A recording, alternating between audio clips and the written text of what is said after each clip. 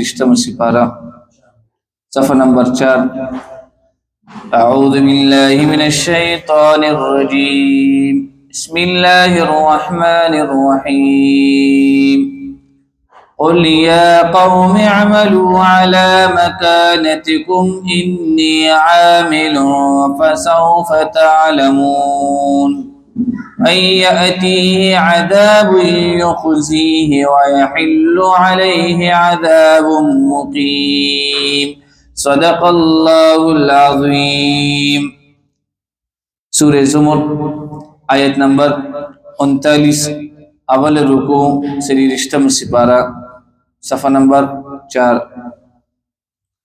پدی آیت کریمہ کے د حضور علیہ الصلوۃ والسلام د دعوت تبلیغ کامل طریقہ بیانیږي. نبی علیہ الصلوۃ والسلام خپل دعوت هغه صحیح طریقې سره ادا کړو، د دعوت حق ادا کړو، په هغه کې څه کمی پرې نه خودلو، هغه باوجود باندې کم د خلکو ایمان رو نړلو. نبی علیہ الصلوۃ والسلام تعالی فرمای چې الله پیغمبر د خلکو ته وایي ک تاسو خپل عمل کوي بس اوس کوي، زما چې کم حجت او هغه زما تاسو باندې پوره شولو چې ما تاسو له توحید لار او خلا د رسالت لار مې ته خلا، هغه باوجود هم تاسو ایمان رو نړلو. نو انی عامل تاسو خپل کار کوي او زبا خپل کار کوم. نو په دې آیت کې د نبی علیہ الصلوۃ والسلام د دعوت تبلیغ پورا طریقہ هغه پکې بیان ده. قلت وتو اے نبی علیہ الصلوۃ والسلام یا قوم اعملوا ای زما قوم عمل کوي تاسو علی مکانتکم خپل ځای باندې، انی عامل بشک زهم عمل کوونکیم، فسوف تعلمون پس دې زر بتا سپوه شي، من یأتیه چې پچا باندې راځي، عذاب یخزیه عذاب چې رسوا کړی دی، ويحل علیه اور اکوزی کی پتا باندې، عذاب مقیم عذاب د همیشه.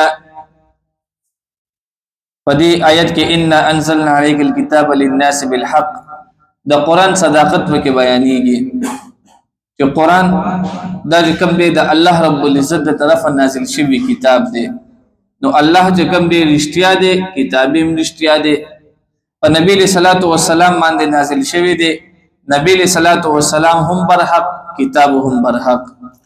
او دویم پکې د قرآن مجید صفت بیانېږي چې دا قرآن مجید دی ټول انسانانو لپاره د هدایت یو ذریعہ ده. دا سینه ده چې د مکه مکرمه د خلکو د لپاره هدایت دی او د نور خلکو د لپاره نه ده. نه، قرآن چې کوم دی د ټول دنیا د لپاره عالم اسلام د لپاره د هدایت ذریعہ ده.